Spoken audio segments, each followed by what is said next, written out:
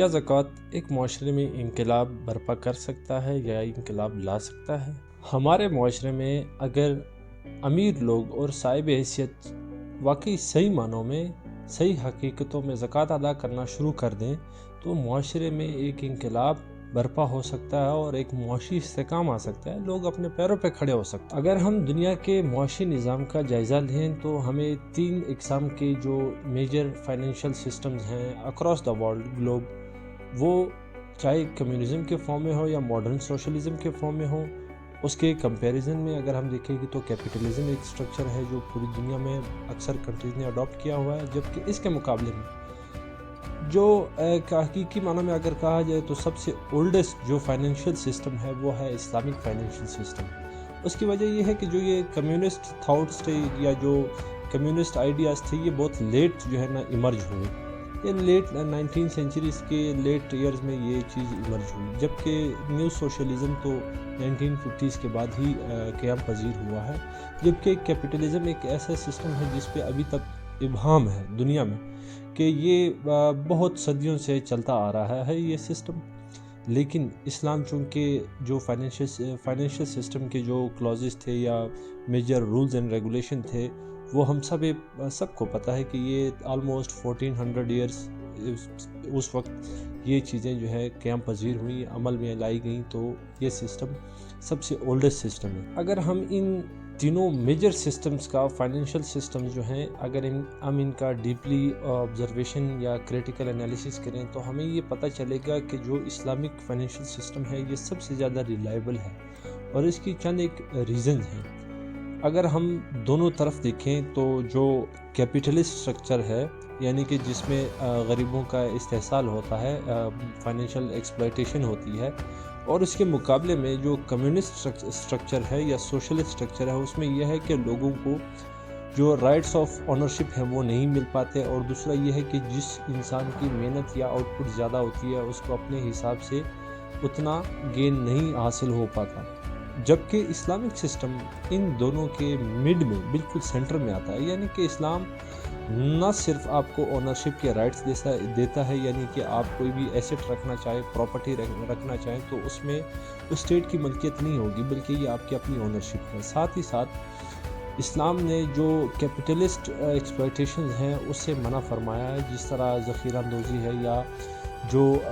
Wealth gain ہے جس کے میتھڈز ہیں، مثال کے طور پر جو مونوپلی کریٹ کر دیتے ہیں، اس چیز سے اسلام منع فرماتا ہے۔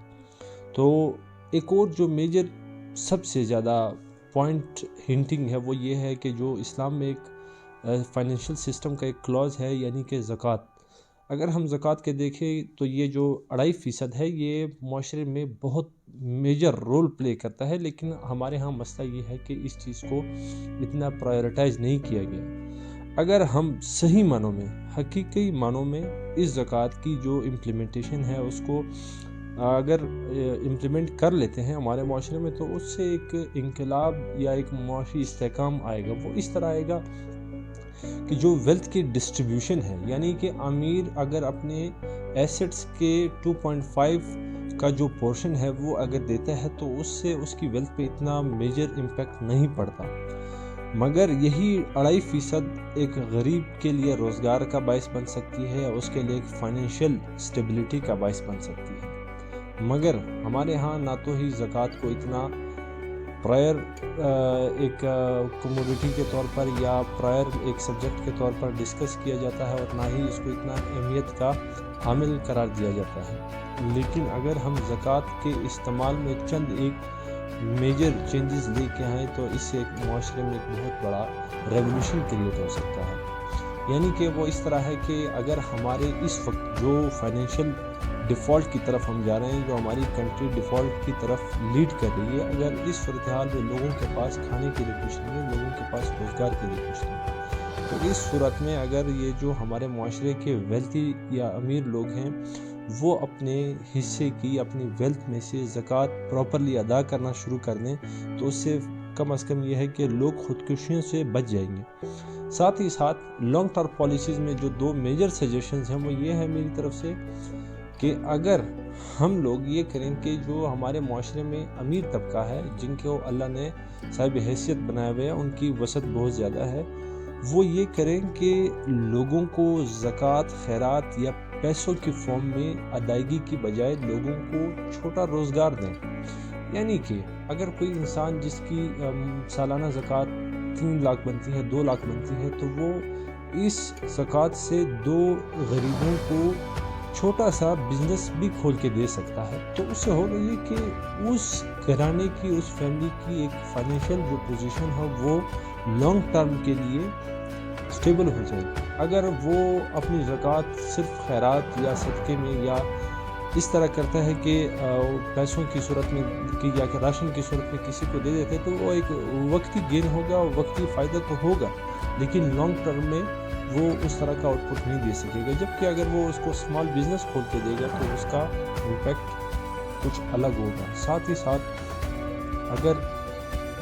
صاحب حیثیت لوگ یہ کریں کہ اپنے زکوٰۃ میں سے کسی مسکین، غریب یا بے بس کی جو اولاد ہو، چاہے وہ بچے ہوں یا تھوڑے بڑے ہی نہ صحیح، اگر ان کی تعلیم کا ٹھیکہ اٹھا لیں، یعنی کہ ان کی تعلیم کے اخراجات اپنے زکوٰۃ کے پیسوں میں سے ادا کرنا شروع کر دیں، تو اس طرح ہمارے معاشرے میں جتنے بھی صاحب حیثیت لوگ ہیں، وہ اگر 1 یا 2 لوگوں کو تعلیم کا ایک ذمہ ان کا بیڑا اٹھا لیں اپنے سر پہ، تو اس سے ہوگا یہ کہ جو ہمارے معاشرے میں لٹریسی ریٹ ہے وہ اپ ہونا سٹارٹ ہو جائے گی۔ جب معاشرے میں تعلیم کا رجحان بڑھتا ہے تو وہ آٹومیٹیکلی ایک اسٹیبلٹی اور پروگریس کی طرف جاتا ہے۔ مگر ہمارے معاشرے میں ان سبجیکٹس پہ نہ ہی تو ڈسکشن ہوتی ہے اور نہ ہی اس حوالے سے کوئی ایک اویئرنیس کیمپین چلائی جاتی ہے، جبکہ ہمارے ہاں اس وقت اکنامک کرائسس کریٹ ہونے والے ہیں۔ تو میرا مقصد صرف یہ ہے کہ اس کرائسس کے صورت میں لوگوں کو چاہیے کہ وہ جو حیثیت رکھتا ہے یا جس کی